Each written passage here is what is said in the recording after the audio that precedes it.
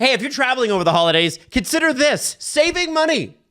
I like that idea. How about not spending on roaming charges? How do you guys like that idea? Oh, but it's impossible. No, it's not. Not What? with Saley, brought to you by Nord Security. Oh, Yeah. Tell me more. It's a new eSIM service app. eSIM service app. Say that 5 times fast. eSIM service app. No. It's hard, right? Good job. 160 countries, 8 regions. With Saley, the eSIM, you'll be connected wherever you need. And here's the great thing. You get to be, you don't have to go onto sketchy hotel or cafe Wi-Fi, right? But if you did want to go on that, it's backed by Nord Security, so it's secure, right? Steve, if I gave you infinity amount of time but no internet access, could you name 160 countries? That's a great question that I shall answer at a later date. Yeah, okay. With Saley, you think only have that's to a no. download it once. It eliminates the need for users to install an eSIM in each country. Affordable prices, you will significantly reduce or even eliminate roaming fees by using eSIM plans in the 160 countries and 8 regions. So, Jesse, if you gave him an infinite amount of time, he would have needed 160 countries and 8 regions, which is, that's tough. Listen. They've already kind of put it all together for you, Steve. Listen, here's what we want you to do. Go to Saley.com/dangle, SAILY.com/dangle. Get your 15% off discount data plans with Saley, SAILY.com/dangle. And let's start the show.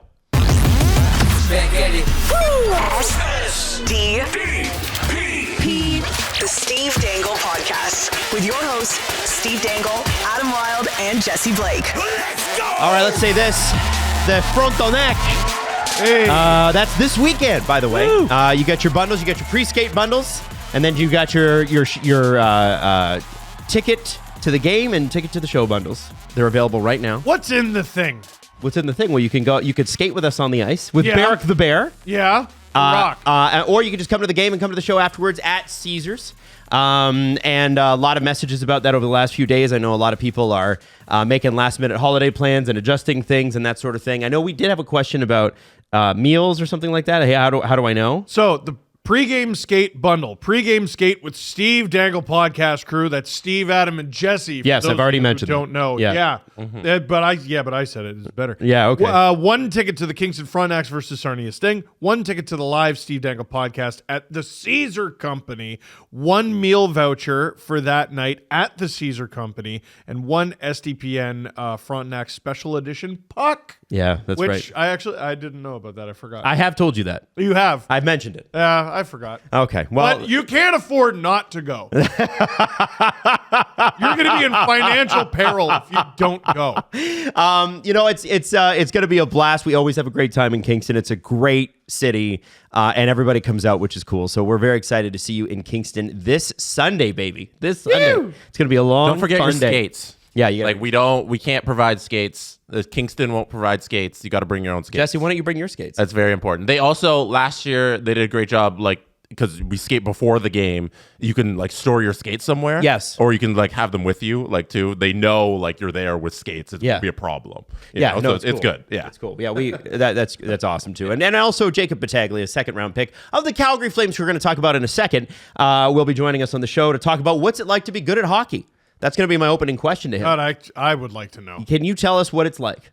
It must feel cool, man. When did you realize you were good at hockey? That's honestly, I think it's a good start. I think it's a great question. Last night, the Calgary Flames and the oh, never mind. Okay, now the Calgary Flames and the Columbus Blue Jackets last night, played each other on a date. I think everybody had kind of circled on their calendar as one that was going to be pretty special and sad, but also uplifting. And I think that Columbus has done an amazing job honoring Johnny Gaudreau, and the Calgary Flames did an amazing job last night honoring Johnny Gaudreau. And having him as the first star of the game, bringing his dad out on the ice, I think the Flames fans are also happy they got the win. Rasmus Andersson pointing to the sky when he scored his goal. I think there's a way to do this. And it is not easy. I want you to understand something here. The game ops people have a heck of a challenge in front of them when they have to put something like that together. Because, like it or not, the peanut gallery is now public on social media. And if you don't do a good job in their eyes, You catch a lot of crap for it for a while. And I just want to say that I think both teams have done such a spectacular job honoring the memory. And look at this, Jesse's got up on the screen. Man. That's everybody in Calgary with their phone lights up. Sean Monahan was in tears when they dropped the puck. I don't know how he's been doing this. Yeah. Like him above everybody else. Like, I don't know. This is now the second time he's had to play a game after this. Or third, I guess. Because there was the first game of the season. The first Calgary game at home. First Calgary, and I don't understand. Right. Yeah, it was really a really great ceremony. And one thing that they said off the top that I didn't realize at all, the announcer said, in our 13th home game of the season. Like, Wow. how like serendipitous that the 13th game of the home game of the season is the one they're playing Columbus, Right? And then they had a beautiful song played with the guitar, and then they go into everybody gets at center ice, and it was tears, like it was too much. Yep. Yep. It's a as I said, it's a really tricky and challenging thing to do, but they did an amazing job honoring the legacy of Johnny Gaudreau, and I'm sure there will be more as the season goes on. I don't know specifically what, but I think when you see that, it's a reminder of there's been a lot, I think, in the last few years in hockey that's driven us all apart, and I think that there's been reasons for that, things that we had to deal with that. For decades before we hadn't, right? Mm-hmm. And it's a reminder that there is more that binds us than what pushes us apart, I think. And so, I'd like for it to not take something like this. Agreed. Yeah. For us to come together. Yeah, I agree. I think that's a completely valid, fair point. But And you're talking about more stuff. No disrespect to the wife of Lord Byng, the 12th Governor General of Canada. They should probably rename the Lady Byng after Johnny Gaudreau. That was a David Alter idea we were talking about the other day. Like, it makes sense. Yeah. I don't think Lady Byng right now has any relation to hockey. well, it's a guy who named it after his wife, and I respect the love. Yeah. I respect the love. Yeah. We've renamed other trophies. Let's rename This them. and Johnny Gaudreau deserved something like this. Embodied what he did. Embodied how he Exactly. played. Yeah. It'd be different if it was the big bad fighters award. It's like, let's name that after Johnny. No, this is like how he played. Yeah, sportsmanship, and not just how he played, just off the ice as well. Yep. How much of a family man he was. It makes it to be such a great tribute, and the NHL should definitely move forward with that. Yeah. Well, I wonder if that's something that they do towards the end of the year. If they're probably talking about it right now. At like the award ceremony, Yeah. do the big announcement and stuff like that. That'd be cool. Yeah. It'd be nice too, by the way, if that happened. I would ask the insiders, all of them, to not break that story. Right. I'd be like, guys, let's just not break that. Like I heard, what was it, Elliot the other day on 32 Thoughts? It was like, yeah, guys, I'm hamstrung. I can't talk about this. It was like something related to the four nations, right? Like I can't report this because they're trying to keep it as a surprise, right? Got it. And even though the roster's probably out there and we're going to get to it, I would want something like that to be like an actual, like don't hint at it. You don't need to scoop this. Do you know what I'm saying? Right. And I think the bigger guys with the heft in the industry would probably stay away. It's the guys that are on their way up that I'm like, hey, or the guys that are clawing to get back up to where they used to be. The guys who are trying to hey. break stories about the MLH. Yeah, you don't need this one. Yeah, You don't what need if this there's one. like a new hockey league? And like, hey, Oh, you man. don't need to be first on that. That'd be so crazy. You don't. Yeah. You don't. That's a great point. That's Jesse, why don't as you some let- friends, Consider what- I'll mention that too. Consider how many slaps on the back and congratulations you'd get if you were first. For this one thing once. This one time. Yeah. Man, I can't Really believe gonna do wonders. they for they your must be. career. I'm gonna have to go back and check that report. They got to be playing soon, right? They got to be Any day taking now. the ice. Yeah. Any day. Making so much money also. All of the Omaha. guys. Millions. That's so cool. Hey, man, Steve, I noticed your helicopter is covered in snow today. We had our first sort of blowing blizzard today in Toronto. It's one of the worst things about having a helicopter. Like, You got to knock the snow off it, de-ice it. oh, it's just terrible. It's tough. You know, it is tough. What a burden to be me. Yeah, no kidding. Hey, listen, there's a few things we can start with. I think we maybe start with Bedard in Toronto, but we can, if you guys want Trade? to start elsewhere. Who? Trade? No, not trade. No? Bedard played in Toronto. Now, Jesse was at the game, And by You were at the game as well. and I was at the game. yeah. Steve was not at the game because he's a loser. That's fine. Yeah. He's trying to pretend that he doesn't make bazillions of dollars from the government over there. But Saudi Steve. it was as close to a. It was funny. There were times in that game where I felt like, the Leafs are executing super well, and then there are other times where I'm like, you guys know this is Chicago, Dude, it was like You're playing like this is Chicago. it was like a, and we haven't gotten this in years past, so believe me, I'm not complaining, but it was like a disrespectful victory. Yeah. They did not play their best. No, they were awful, and the Chicago is just not good at all, and Toronto just slept to a victory. It was like an in NHL conditioning stint Yeah. for everyone, and Blackhawks fans are not going to like that. They weren't. We've seen them try. Mm-hmm. They didn't try. Yeah, and like Arvid Soderblom last year had, I think, 3 wins on the season, and 2 of them came against the Toronto Maple Leafs. I believe it. And 2 nights ago wasn't one of those performances from last season where he just kind of stood on his head, and you're like, who is this guy? Nothing was great for Chicago. Yeah, go to the net. It was Go easy. on net. It was easy for the Leafs. So my wife and I don't get to many games because usually if I'm going, it's business associates like you guys. But we went. We had a date night. We enjoyed it. It was awesome. But I didn't tell her specifically about the Arvid Soderblom stat from last year and how good he was against the Leafs because I didn't want to freak her out already. Like more because she watches enough. Now she's watching every game. She's anxious. She is anxious, but she was anxious from minute 1 to the end. Oh yeah. And so after the first period, she looks at me and she goes, "I don't like it. I don't like this." it. And They were winning. She's wringing her hands, like she's holding her hands. She's Yeah. doing this. She's doing this. That's her And then fixation. and leaning forward and the shoulders, like she Yeah. was doing that. And then the second period, the shoulders were even further up, and she's whatever. Oh, yeah. And after the game, she's like, "Listen," she's like, "We really got away with one." And I'm like, Okay. well, No, they well, didn't. Natalie. now relax. Natalie is as anxious as you are when it comes to the Leafs. Oh. Maybe even more so. It ain't the playoffs though. True. I'm a mess. Are you? Oh, I'm a mess. That's why we do the streams, is so we can catch it on I get camera. nauseous before every stream. And sorry, it's terrible. he had 5 wins last year, and 2 were against the Leafs. So That's 2 a of great 5. stat. Yeah, Great yeah, stat for there us. you go. 40%. If there is anything to be taken from that game, I think it's That's so high. it's Yes, insane. it is. It's an insane stat. Yeah.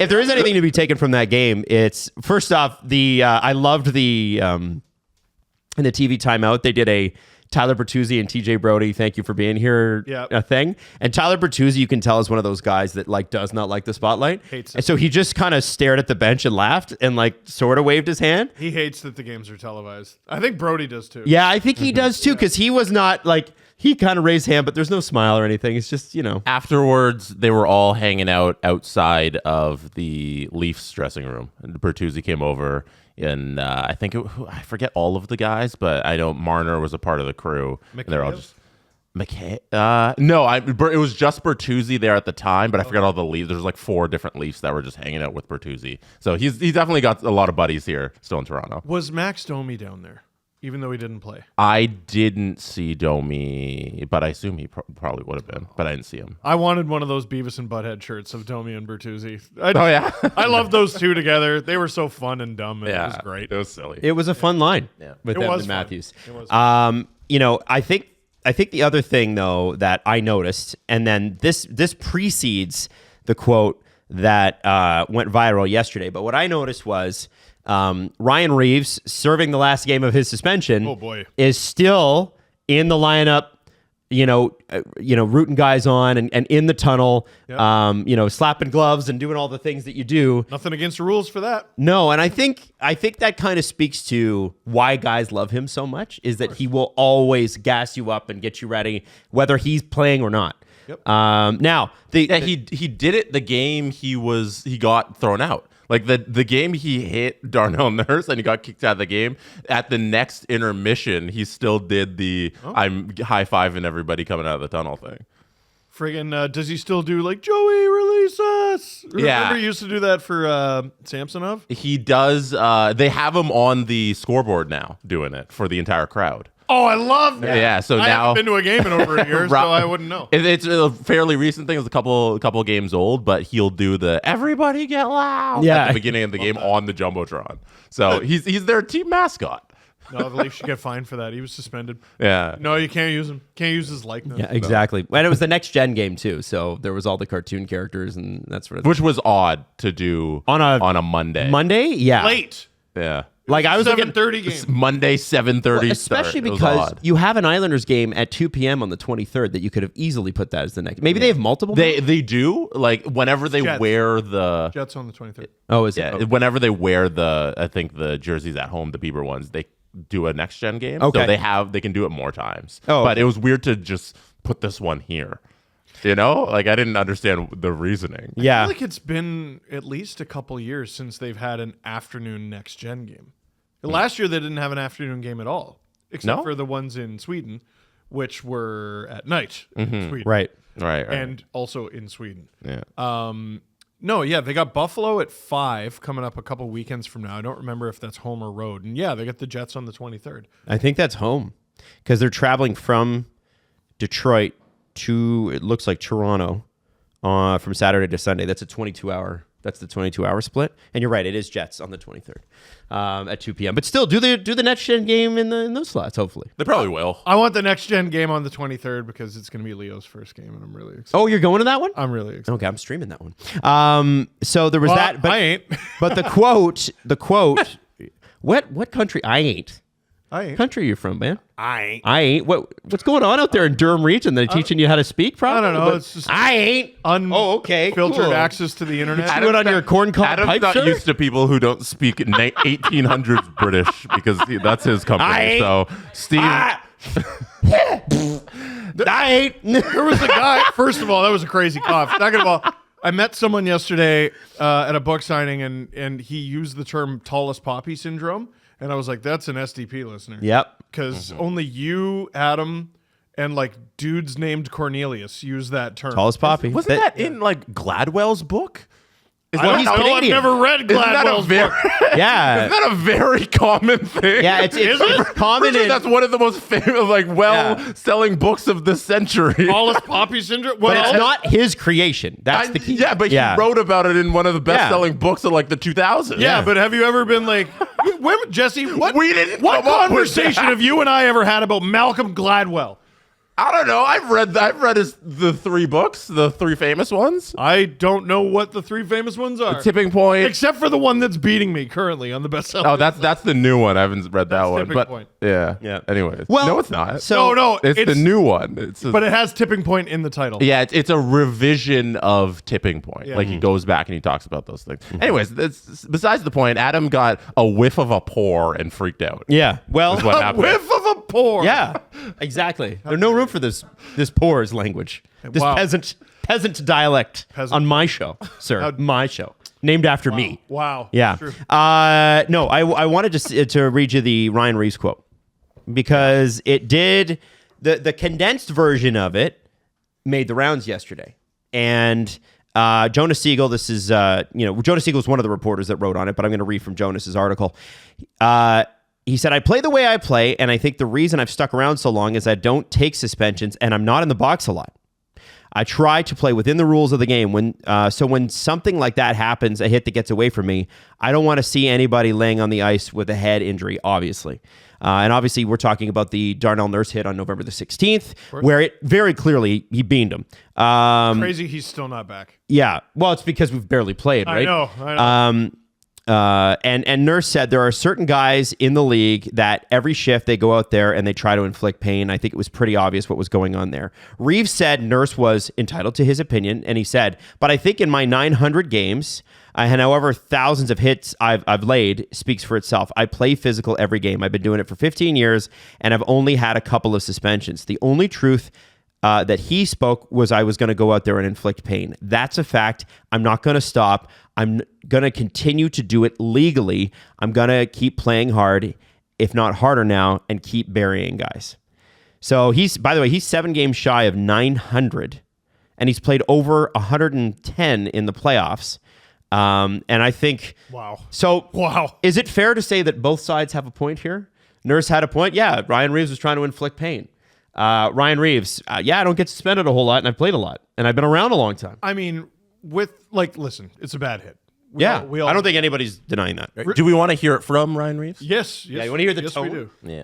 I think you're entitled to your opinion. That's fine. But I think my 900 games and however many thousands of hits I have, speaks for itself. I play physical every game, and I've been doing it for 15 years, and I've only had a couple suspensions. The only truth that he spoke was, I go out there to inflict pain. That's a fact, and that's not going to stop. But I'm going to continue to do it legally.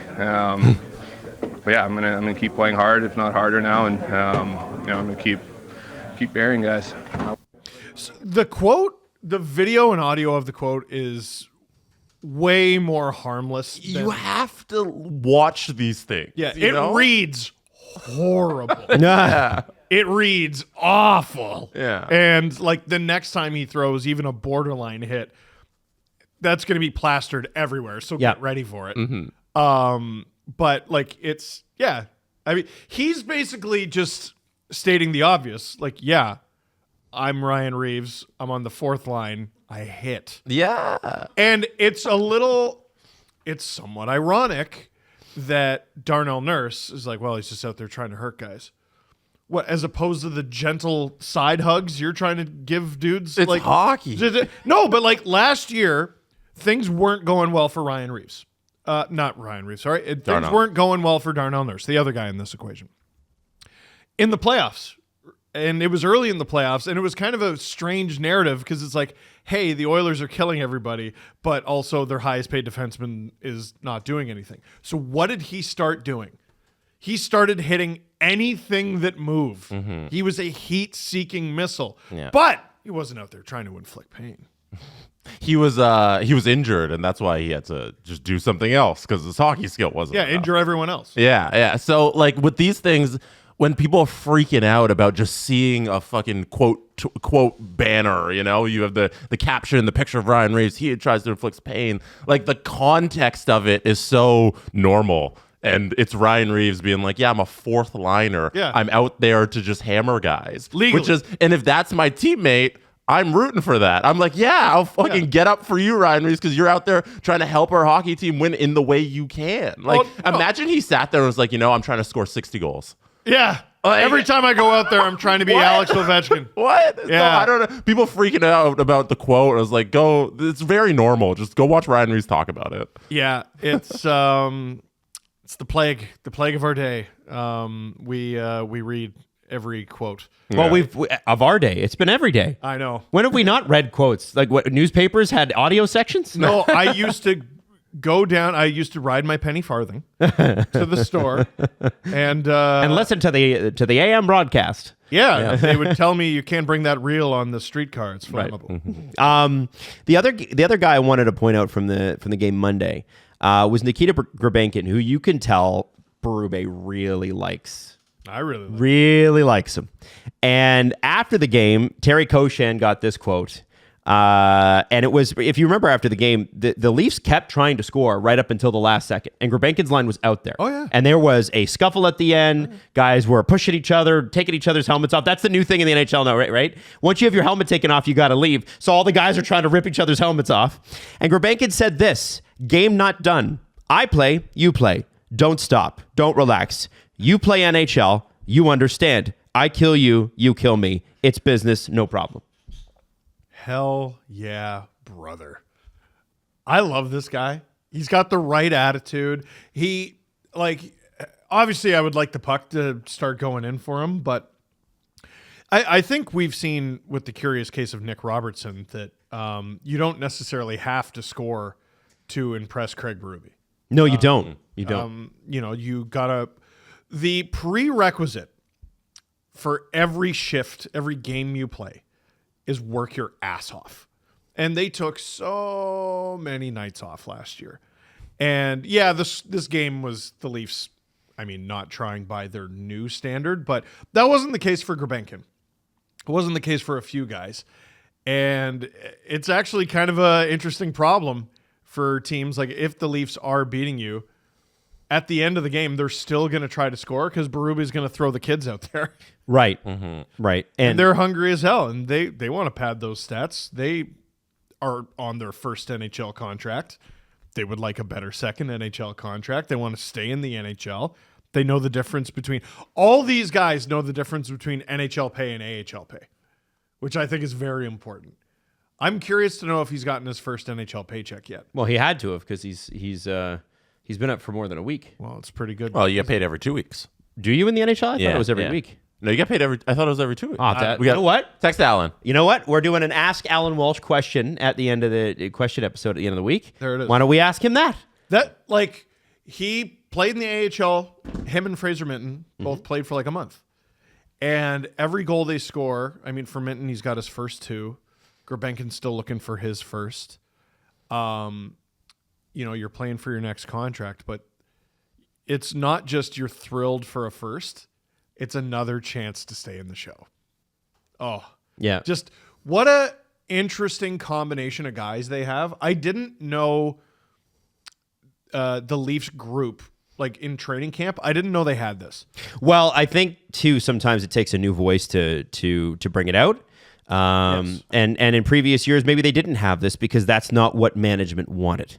Right? You have to remember it's like what does the management group want? And you had a goal from Matthew Nyes, you had a goal from Austin Matthews, but I think it's also Fraser Minton and John Tavares scoring as well. And I want to go to Fraser Minton for a second because people were I've been on the train of you need to trade for a 3C. Treliving has said on the record, we want Minton in the AHL. That's what we want. Being up here, I don't think is hurting him. I think it's actually boosting his confidence, and that was a great goal. And Jesse, you did a great breakdown on the goal. On the YouTube can we play Grabenkin talking about his stuff? Oh yeah, please. Yeah, he's a gem. Is important, even though the game was almost over, to still finish a hit, even in that moment at the end of the game. Last second the game. Yeah. And game don't done.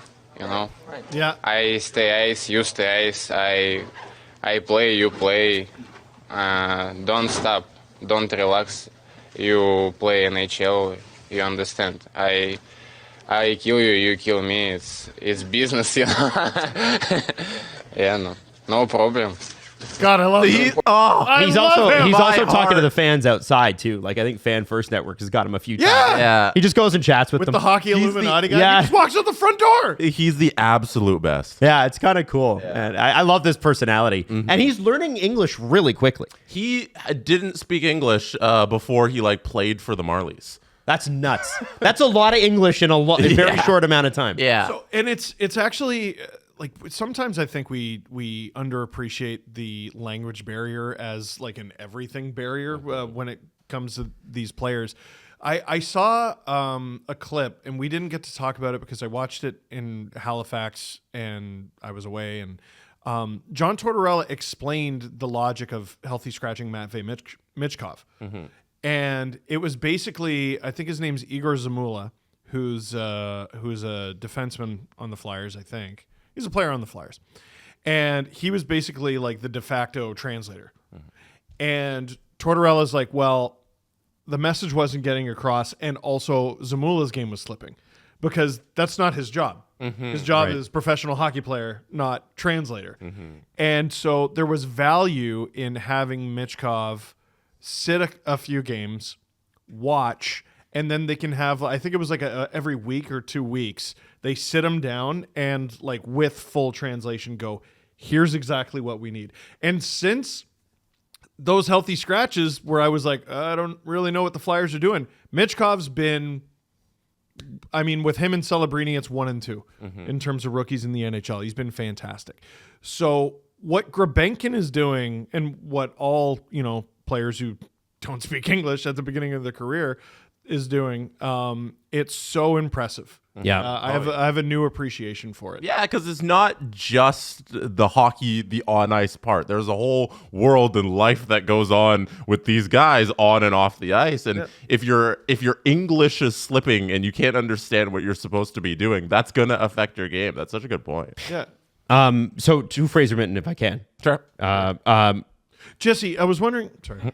Is there enough there from what you've seen? Like, I want to pump the brakes on this guy a little bit here because the organization does not want him in the NHL right now. Yep. They want him developing in the AHL, and I understand why. Be super conservative with that. Is there enough there from a Chicago Blackhawks game to make you go, well, they don't need it? It's not just the Blackhawks. So he's played 5 games this year. Yep. He's got points in 4 of them. They won all 4. The only one that they lost is the only one he didn't score in, and it was the Panthers. But it's the Panthers. And they had a depleted lineup. It was depleted lineup, -2. So, again, it's the beginning of December. That's going to be a thing that I say less and less, obviously, because we kept going. It's October, it's November, and It gets late quick, right? Yeah, it gets late quick, and now we're already here. Like that kind of arbitrary cutoff point, like American Thanksgiving or whatever it is for the playoffs. Like that's in the past now. That's well in the past. I've seen enough out of him that playing him in the NHL is fine. Put it this way, I haven't seen enough in 5 games, and it's unfair to expect this, but I haven't seen enough in 5 games that I'd be comfortable heading into the playoffs with this player, unless there were many injuries. And that brings me into my thing is that, like, okay, it's awesome, and I'm thrilled for Fraser Minten. But for me, this guy right now is the guy that fills in when one of your top 3 centers goes down in the 100%. playoffs. Easily. Who the hell else would? Still means they need one. Yes. Yep. And that doesn't. What if he's good enough to play 3C?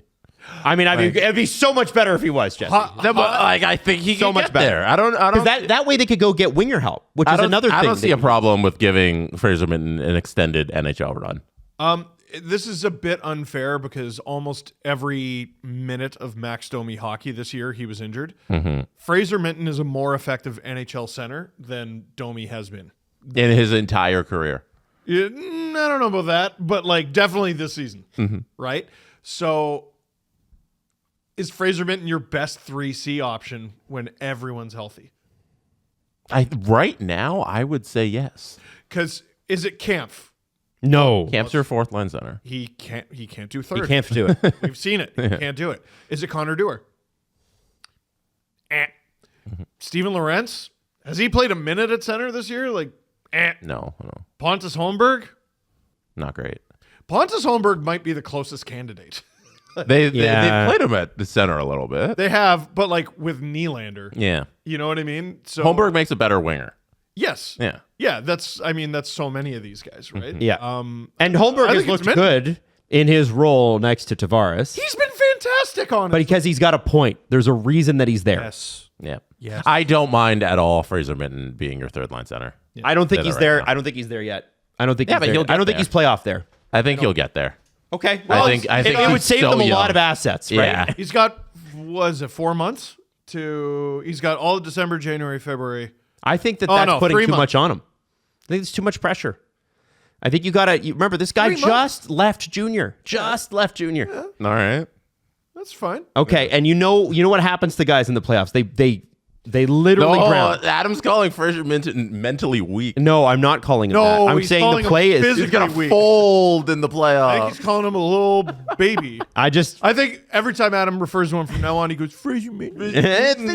Fraser How I think dare can't handle I the think you need pressure. somebody else. I think you do. And even if he's playing, you can put him on the wing for a bit in the 3rd line. Adam, you need to get on the MILF train, all right? The MILF train? Yeah. What is that? Man, I love Fraser Minten.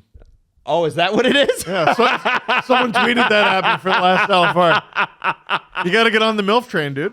Come on. You Oh just my dropping God. the M at the end? Man, I love Fraser. Yeah. MILF. You got to just Man, I love Fraser. Fraser. There you go. Which yeah. is also works for the TV show. Man, I love Fraser Minten. No. That's a stretch. No, it's not. No, it isn't. Just say Fraser. Jesse, listen. There's He doesn't want to make it work, Jesse. He can't make it There's work. snow inside. There's snow outside. Yeah. The magic of Christmas is in the air. Yeah. Can't you believe in the magic of the MILF train? No, not until you say it correctly. MILF train. Okay. BetMGM is an official sports betting partner of the National Hockey League in Canada. Yeah! Eh? Woo! They have your back all season long from the puck drop to the final shot. And I feel bad for anybody that was like, hey, I think the Sabres have got this tonight. Oh, hey, you could have done something with the $2 Steve betting on a team down 4-0. Oh, good point. Now, explain for people, a $2 Steve. A $2 Steve is because I'm a big fraidy cat and do not like to be too adventurous about my bets, so I cap it at $2. Would you have bet the Colorado Avalanche to come back in that game? Absolutely not. One game I would have bet for a comeback, and it happened. They just didn't complete. It was the Panthers against the Pittsburgh Penguins. Like, the Penguins' goaltending is so bad, and they did come back, but Russ scored. And I think the Panthers had like 41 shots in the game, and that was like the Penguins' 16th shot, and they won it in overtime. But oh boy, that was bad. I think if they scored the first one, that's when I look at a sprinkle. Look at it. Jesse, thoughts on the strategies? I definitely agree with everything Steve says about betting. No, download the app today. I didn't like the stank you put on. And Real good. Discover why BetMGM is your hockey home for this season. BetMGM, a sportsbook worth a selling. Sportsbook. It's a sportsbook. Official sports betting partner of the National Hockey League. BetMGM.com for terms and conditions. Must be 19 years of age or older to wager. Ontario only. Please play responsibly. If you have any questions or concerns about your gambling or someone close to you, please contact Connects Ontario at 1-866-531-2600 to speak to an advisor free of charge. BetMGM operates pursuant to an operating agreement with iGaming Ontario. Hey, this show's brought to you by BetterHelp. Now, BetterHelp is a service we talk about often. And it's one where we actually hear from listeners who are like, hey, that it actually really worked for me. And that's really exciting for us because therapy has helped all of us. And one of the problems that you've had with traditional therapy is usually you get like banker's hours, right? You get it's 9 to 5, or, that's when the therapist is available because they have a life too outside of their, Hey, some banks are open late. Yeah, some are. And BetterHelp is too. And BetterHelp is one of them. That's right, 24/7. And the great thing is you get to kind of pick how you want to do this. Is it face-to-face on a FaceTime call? Is it text? Is it just a phone call? Whatever works for you works for BetterHelp. And you often get matched with a therapist in 48 hours or less. And oftentimes outside of BetterHelp, it can be weeks, right, to find somebody. And it's also great because you can be at home and cozy and cuddled under a blanket. And it is like it's wintry outside right now. You could be at home, cozy, not leaving your house, having a little bit of therapy, feeling a little bit better, and feeling a little bit more holiday season. You clear out all the bad stuff and feel good. You know what I'm saying? I'm liking the setting. Yeah, you like that? You're painting. Yeah. This is what I want. Maybe turn the fire on. Ooh. If you have a fire. I was like, what? And if you don't have a fire, put it on the TV on YouTube. It's easy. There's you can get those, you can get that down. Anyway, go. For this December, BetterHelp.com/SDP, 10% off your first month. So that's the month of December and into January. BetterHelp, HELP.com/SDP. It's worth, I'm going to move on from the Leafs unless you guys have anything else you want to add. MILF. Tonight they play the Predators. And I'm doing a stream, and you're going to be Adam's streaming. Are the Preds going to show up? I think so. Yeah. And I'll tell you why. Let me read a quote. Oh. Barry Trotz, on when he feels he'll know where his team is set at this season. Here's the ideal timeline. This is from 102.5 The Game. Time to play the game. Time to play the game. You ready? Time to play the game. I think we have until Christmas to find out if we'll be able to pull ourselves to within punching distance. If not, we'll see more of our younger guys. Now, this is a guy that already dropped, is it time to rebuild? This is like if instead of Mark Messier guaranteeing that the Rangers will win Game 6, he was like, I guarantee we'll win Game 4. And I also guarantee we'll win Game 5. And I also guarantee... How many of these does Barry Trotz have left? Where he threatens the team through the media, like, slyly. Like, he just sort of shades his team. Ooh, we're going to start a rebuild. Okay, how are they performing now? Ooh, still shit? Well, now they have until Christmas. And then that's going to turn into Valentine's Day. And then... what if they stink?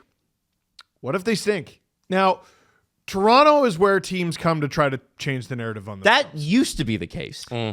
Well, the Leafs have made it more difficult for them to change the narrative, but like This year. Jonathan Marchessault being garbage and then coming into Toronto and scoring 2 goals would do a lot. Stamkos doing nothing and then coming into Toronto and doing what he nearly always does in Toronto, I think would do a lot. But boy, are they down there. They're way down there. And this is tough to say. Based on the standings, you have to look at this game like the Chicago game. This is 4 points. Yeah. If they stink. Like if the what? Chicago Blackhawks win tonight against the Boston Bruins, the Toronto Maple Leafs beat the Nashville Predators, the Blackhawks will pass the Predators in the standings. Whoa. Dude, they've been awful. And the Predators will be last in the Central, and the Blackhawks will be ahead of them. The context of that is key, because we know they've been playing bad, but when you're like, oh, the Blackhawks might be better. They've been bad too. Like, on they've been December horrible. 4th, the Blackhawks will be ahead of the Predators in the standings. What's the Blackhawks record? 7-12-5. That team stinks. 7-12-6. 7-12-6. Yeah, they're garbage. Boy, that's a lot of OT wins. What's the Preds record? Oh, that was the Preds record. Oh, that was the Preds. They stink. No, the Blackhawks are 8-15-2. So regardless, the Blackhawks currently have more wins. Yeah, regulation wins and regular anytime wins. You have to win. Like, so obviously, you don't have to win any game. There's 82 games. You lose sometimes. It's not like the first place team goes 82-0, but you lead your division. Nashville's in town. They're awful. You should win. This weekend comes back-to-back. Washington, a hungry Pittsburgh team that's recovering a little bit. Yeah, okay, like that's a little tougher. You have to win this game. They stink. They're brutal. Like, this isn't last year when we're slipping a little. We're going to cancel a concert. No, this is 2 months, a month and a half of you're one of the worst teams in the NHL. Here's my question. Who is Stamkos and Marchessault's most common line mate? Pretty sure it's Tommy Novak. Okay, he's got 4 points. Pretty sure it's Tommy Novak.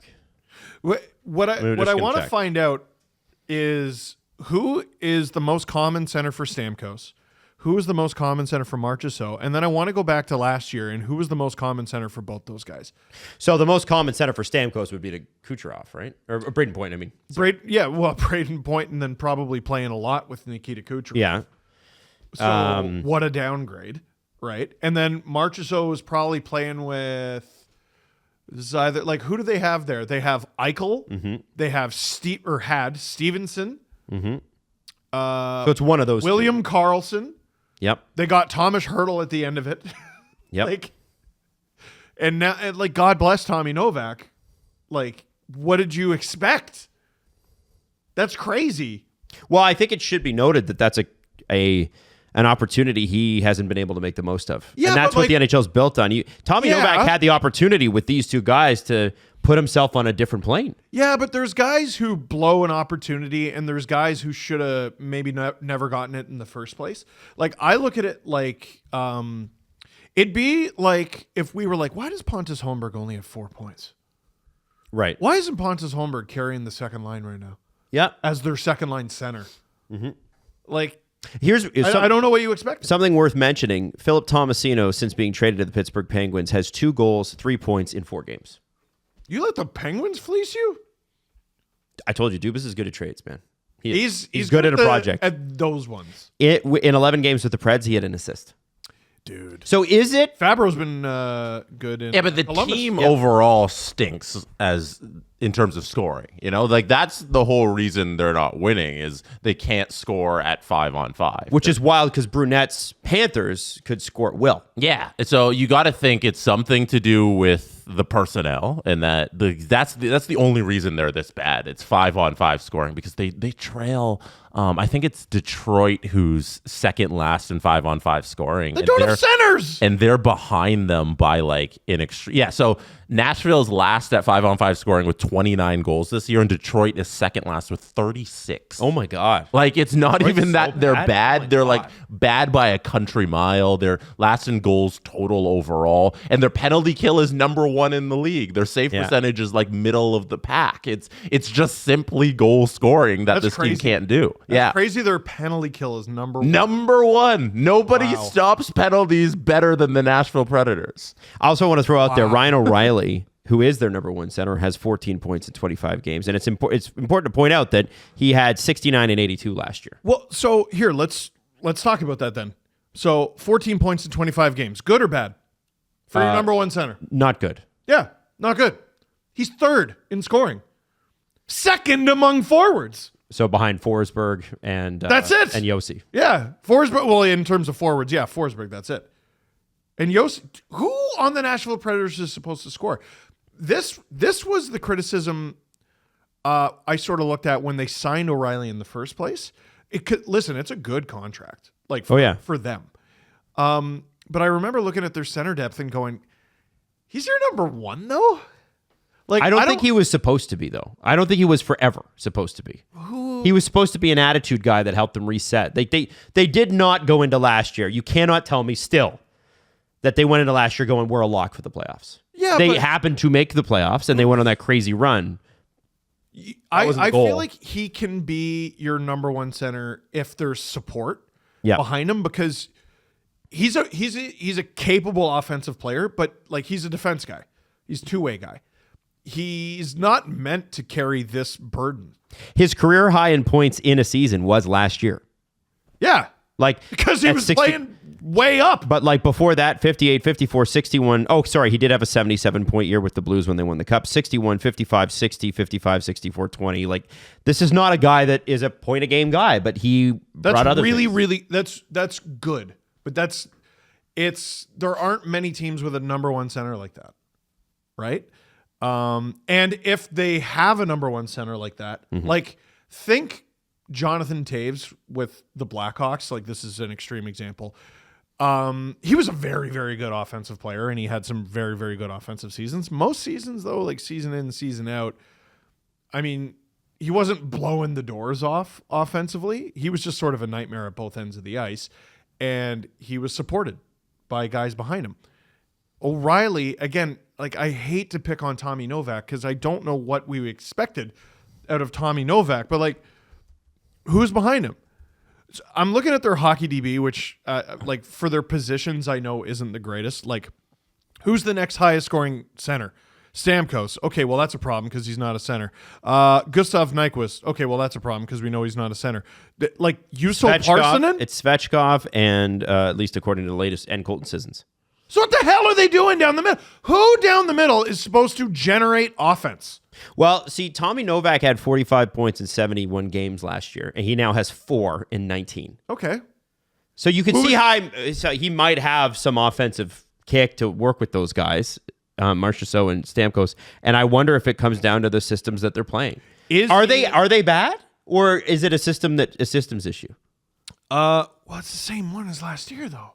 Yeah, but they're not the same players this year. I know. Yeah, I don't know. To me, it just seems like I think it's clear there's no finish there. And I don't know if you can create a different system to help these players finish their shots, because they're getting enough scoring chances, the high danger scoring chances. They're towards the bottom, but like they have the same amount of high danger scoring chances as Minnesota, who's the first in the NHL. So Jeez. I think they can manage with like the 20th amount of scoring chances. It's just that the shooting percentage is at 5.37%. So is this as a team at 5-on-5 for the whole year? Is this a team primed for a regression then? There is going to be some regression because you're not going to shoot 5.37% all year unless unless they're You all mean just progression? no Shut regression up. to the mean. Adam hates that. Progression. Shut up. Because they're moving forward. It's up. You guys are using that word incorrectly. I think they'll definitely climb back up to where a real NHL team should be, but it's not going to be that significant because there's something wrong with the personnel and how they finish their chances. Yeah, and- they're not good enough to do that. To clean up my Tommy Novak slander, Adam, you brought up the 45 points he had in 71 games last year. He had 43 points the year before in 51 games. So they had every right to think, hey, this will probably work. They gave a shot to, I guess they looked at their roster and they went, all right, we're going to go cheaper here because we have this option. And it's failed. It's failed brutally. But can you put that on him when their shooting percent? Who's expected to shoot? Stamkos, Marchessault, There you go. His Forsberg, friggin' Radioski. line mates. Yeah. Yeah. So maybe that isn't the problem. Stamkos and Marchessault have combined for 11 goals. Oh, Yeah. They can't score at 5-on-5, and I assume the 96.1 PDO is going to climb up a little, but also I think it just might be the guys who can't score.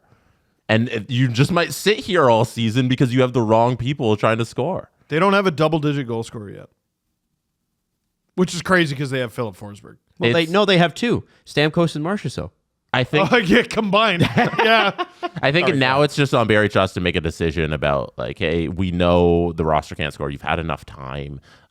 Make a decision in either direction of who you're going to bring in to change up things. Yes, Adam. I have a question for the class. Okay. Jesse, Steve. Is it possible that Barry put himself in a bad position here by being the general manager? And what I mean by that is maybe, Adam, we're not talking about the Penguins. like with Kyle's case, you've graduated from head coach, you've graduated from general manager. Don't take on the responsibility of being a general manager. Let someone else do it, advise them, come up with team plans on it. But you can, Barry's got to be the fall guy now. He's the guy that's got to talk to 102.5 the game. I think he likes being GM. This segment Yeah, but is he good at it? better not age like milk when Oh, it will. beat the Leafs fucking 9-2 again. Yeah, but The only way this segment Not about ages the like one milk. Listen, they got to win some games. I'm not saying that they should beat the Leafs, but like they're going to win games. For me, it's if they pull a St. Louis and in January all of a sudden they're good and they win the cup. yeah, but like for them to turn that around, like okay, who's scoring? Who's creating that 5-on-5 scoring? I don't expect Stamkos to be satisfied with them losing. One thing you'd like out of signing a player like that, beyond the offense that he brings, is a better attitude, frankly. Is he helping anyone? I've only I can't judge that off of the one clip I saw. I don't know. know. I It's don't the follow media. Nashville that close. It's the media, so it's different. Like, I'm sure he's not as much of a storm cloud with the guys in the room, Yeah. but like, boy, he seems miserable. I would be too if I'm losing. Of course. And like O'Reilly, we know can be susceptible to that. Like in Buffalo, where he's like, oh yeah, what was it? Like I lost my joy for the game or something. I would too if I was on the playing on that Buffalo team. Yeah. Well, this is the thing. Last year they found it. Things were not going great in Nashville, and they found it. So how the hell do they find it again? Barry's pushing all the buttons. And He's not. They He's are not doing pushing the anything. right buttons because they have a lot of draft capital. I mentioned this last episode. They have 3 first-round draft picks and $5 million in cap space. You need 5-on-5 scoring. If you think your team is good, use all of those assets, which 31 other NHL teams don't have because nobody's in that luxury position that you're in where you're doing a half rebuild, but also kind of good last season, and you've accumulated all this assets. Use it to go make your team good. Now, What are you doing? something interesting happened last night. Like, I don't think the Preds did terribly in the Justus Annunen trade.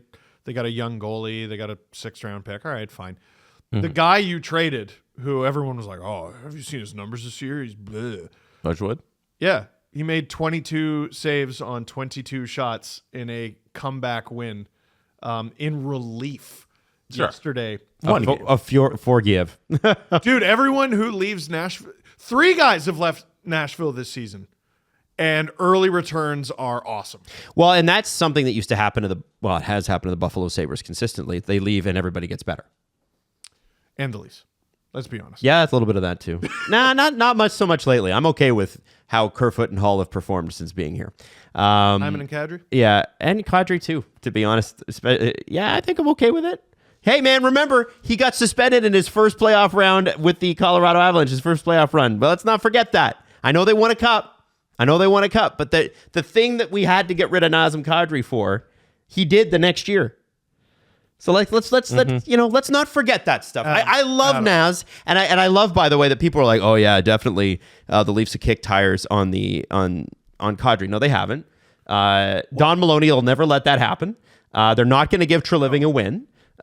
He's not coming to Toronto, guys. Adam, Kadri was behind me on the bestsellers list last week, and why you got to kick him off? Wow, that's true. Why I'm sure that's what he cares about. Right? He's really beat up. With Wedgwood, it's one game, but it's not a great look. It's not a great look. No, you're like, it's just one game, it's fine, but also you left here and you were successful. It's not a great look. Dante Fabro, this guy can't do anything. Does things immediately. Philip Tomasino, this guy can't do anything. Does things immediately. Yeah. Kyle Wedgwood, this guy can't do anything. Does things immediately. Things are rotten in Nashville. I'd like to talk a little bit too about hold on, I'm just pulling it up here. The Jets. The Jets at one point were like 18-1. It was stupid. It was insane. They were really, really, really good. They've now lost 4 straight. No. Yes, they have. They've lost 4 straight? Yep. They have. I can't help but notice the Jets started not being immortal anymore the moment I picked up Neil Pionk in fantasy. It's probably your fault. And here's the thing. The Jets had a crazy start. Mm-hmm. They're now 18-8. But in their last 10, they're 3-7. Oh shit. And guess who's not in first in the Central anymore? You're kidding. The Minnesota Wild, with Kirill Kaprizov's overtime winner last night, passed them. 18-8 isn't good enough for the division lead. The Wild are 17-4-4. And they've played one less game than the Jets. Wow. The Wild are good. Kaprizov is... he's leading the NHL in goals. I think he's got 16. He was quietly putting on a heart bid. No, he's being quite loud about it now. He has to be the front runner. Oh, yeah. Absolutely. That guy's on fire. And so, it makes that quote of... Remember, I don't know if it was him directly, but there was something this summer about, hey, the Wild really want to keep Kaprizov. And then... the report, I forget who it was from, said, well, if, he's going to have to see what the Wild do for him, as in, like, what kind of a team they build around him. Well. He's holding up his end of the bargain. He's got 39 points. He is not leading the NHL. He's tied for third behind Leon Draisaitl and Sam Reinhart. Cole Caulfield and Braden Point also have 16 goals. I think he must have got passed last night then. Because I thought I saw him in first. That's what I thought too. Yeah. Okay, maybe the NHL. I'm going to NHL.com for stats. Oh no, you know what it is? Because I think they display goals first. I think they changed it recently how they display the leaders, and I kind of hate it. Oh well, then I don't fucking know. What's wrong? No, I think Sam Reinhart's in first. I saw first too, but maybe Sam scored a few. I don't know. No idea. What? I don't know. Yeah, I don't have those guys in fantasy. I don't know. But I think it's kind of amazing what this guy's been able to do. I'm just looking at it. Yeah, 16 goals. So he's tied for third. He's tied for first in points. That's it. The 39, right? He's tied for seventh in assists. This guy's a monster. Yeah. Dude, crazy good player. They're getting goaltending. They're getting everything. Did you see the Middleton post game interview last night? I heard it was good. Oh, it's awesome. I'm going to try to... Well, I can't... So here's the problem. What we're able to access is sort of like... You can do press conferences, but if it's an interview in-game, you can't do it. Right? No, they're definitely not. Yeah. Middleton, here's what I'll say. Here's your homework. Look it up. We can't run it. It's so funny. It's good? He's just... I mean, they're feeling great, man. Yeah. Vibes. And they passed the Jets, and that has to feel really good with considering the start the Jets had. Now, for the Jets... the question always was, hey, this is great, good for them. Sure. But in an NHL season, and we've seen this happen before, doth your team peak too early? 18-8 now. Okay. Okay. It's an interesting argument because if you look at their record since the 15-1 start, so that'd be around November 13 onwards. If I look at the league from November 13th onwards, the Jets have the second worst record in the entire league. They've had 6 points in that span, which is tied for 31st with the Senators, who also had 6 points in that span. And the Blackhawks are the only team with less points since November 13th. Wow. So, yeah, you definitely don't want to peak early. you want a little spread out. You don't want to go through these dips. But what's crazy is they could go 500 the rest of the season and make the playoffs. Yeah. What the Leafs did to start when they did their 10-0 start, everybody's like, oh, they were 10-0-0. That's crazy. What you don't remember is that they went 500 the rest of the year and were very mediocre. 93, 94. I think it was, is it 93, 94? Yeah, that was the second. I think it actually was 94, 95. Conference final. I think it was 94, 95 because it was out of the lockout. Pretty sure. Here, when the Leafs started the season with a doesn't matter. 10-game winning streak in 93-94. Oh, there you go. The Vancouver Conference. So, listen, Winnipeg could go all the way to the conference final. Hot damn. Who are we to judge? I mean, yeah, bank those points and then lick your wounds. Like, I'm trying to think, like, do they have a major injury? Do they have a minor injury? You know, Mark Scheifele, it looks like is going to make Team Canada. I mean, they were also scoring at such a preposterous clip that seemed unsustainable. Yep. Everything was going in. Didn't they have like a 60% power play? Yep. Or something stupid like that? Leafs ruined their season. So one of the things that is difficult for people, especially big booty people like myself, big legs, big booty, it's from years of playing hockey, is getting pants that fit properly. Yes. It can be a real pain. And that's why I want to recommend Doer to you. If you haven't ordered Doers yet, now is the time. They're the jeans that I wear. We worked with them before. And what's amazing about these is they can be worn all year long, and they've got stretch performance denim. So you can perform. And be in denim and look great. And they're committed to sustainability. And this is a key thing for Doer because in the world of fast fashion, there are a lot of environmental issues. There are also issues with like, oh, I washed these and now I can't wear them anymore because they are poorly made, whatever. Doer is all about... They're slow fashion. They're fashion that lasts, and they use recycled materials and plant-based fibers wherever possible for natural breathability, softness, and moisture absorption, important for a guy like me who's sweaty. Adam, cut to the chase. What is it? Do you personally put them in the freezer? I don't have to do it as much, but yes, I do. Okay. Yeah, you don't have to do it as much because again, the fibers in it. These are well made. I would say you don't have to do it at all. Yeah. Or you can just do it. Me as a normal, Jesse and I as normals, we don't need to freeze our jeans. No. Well, and you don't need to freeze your Doer. You have a choice. Okay, I'm just saying. Check out Doer's flagship stores in the United States and Canada, or shop online at shopdoer.com/STP. Right now, our listeners, hey, how about this in time for the holidays? Get 20% off your first purchase with your exclusive URL. Okay, this is your exclusive URL. You listen to this show. This is for you. shopdoer.com/STP. It's an awesome deal. 20% off. Shopdoer.com/STP. Now, when we talk about the Four Nations rosters, they're coming out today. Yep. We're gonna know what they are. I'm pretty sure TSN has it. Yeah. Canada's already out. We can do Canada. Yeah, we can do Canada. We didn't hide anything. TSN leaked it. They made a graphic. It's up. We can do Canada. Bring it up. All right, so I'll read it out here.